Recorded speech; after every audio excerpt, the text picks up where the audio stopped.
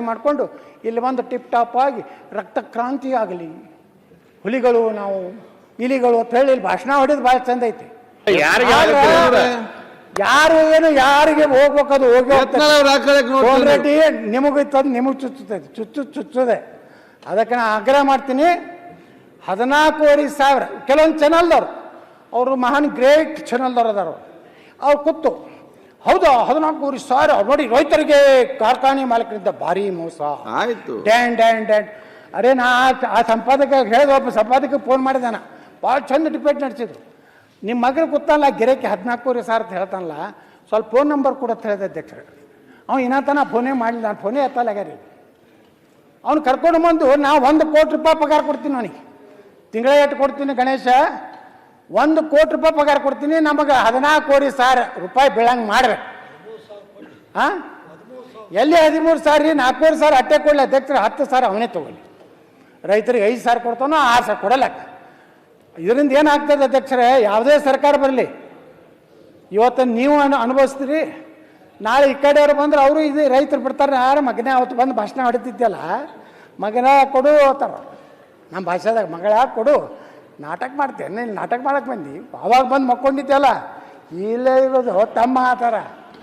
ಹಾಂ ಬರೇ ಇಂಥ ಇವತ್ತು ಮೆಕ್ಕೆಜೋಳ ಮಾಡಿದ್ರೆ ಅಧ್ಯಕ್ಷರೇ 24,000 ತೊಗೋಬೇಕಂತ ಕಂಡೀಷನ್ ಮಾಡಿದ್ರು.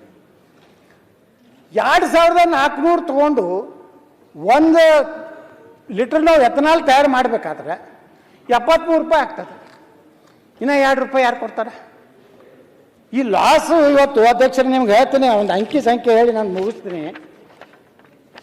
10.25 ರಿಕವರಿ ಇದ್ದವ್ರಿಗೆ 1 ಟನ್ ಕ್ರಷಿಂಗ್ ಈಗಿನ ರೇಟ್ ಏನು ನೀವು ಫಿಕ್ಸ್ ಮಾಡಿರಲ್ಲ, ಅದನ್ನು ಕೊಟ್ಟರೆ 883 ರೂಪಾಯಿ ಲಾಸ್ ಆಗ್ತದೆ ಅಧ್ಯಕ್ಷ.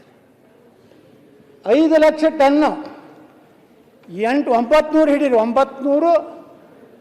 945 ಎಟ್ರಿ 45 ಕೋಟಿ ಆಗ್ತದಿಲ್ಲ ರೀ ಗುಡ್ಗುಂಟೆಯವ್ರ.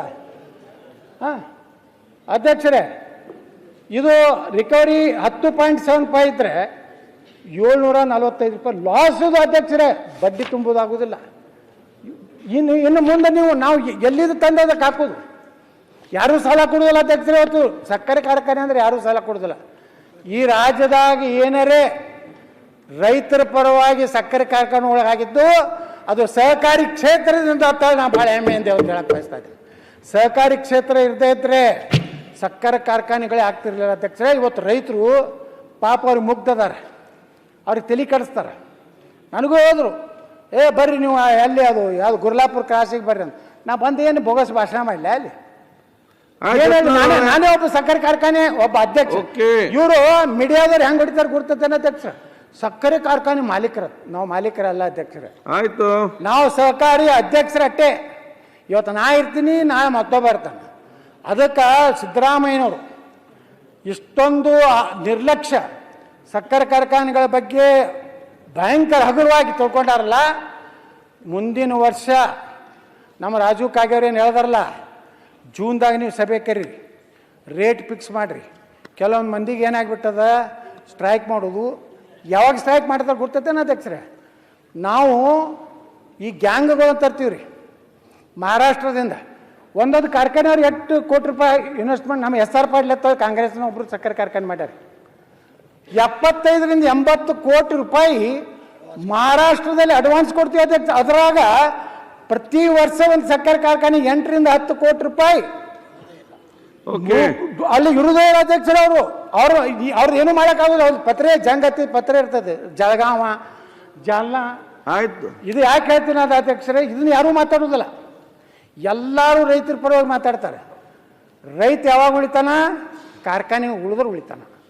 ರೈತನ ನೀವು ಮುಣಗಿಸ್ಲಾಕ ಈ ರೀತಿ ಸಿದ್ದರಾಮಯ್ಯನವರು ನೀವು ಕೇಂದ್ರ ಮ್ಯಾಗ ಹಾಕೋದು, ಕೇಂದ್ರದವ್ರು ರಾಜ್ಯದ ಮ್ಯಾಗ ಹಾಕೋದು, ಇದು ನಮಗೆ ಬೇಕಾಗಿಲ್ಲ. ವಾಸ್ತವಿಕತೆ ಕೇಂದ್ರದ್ದು ಜವಾಬ್ದಾರಿ ಇದೆ.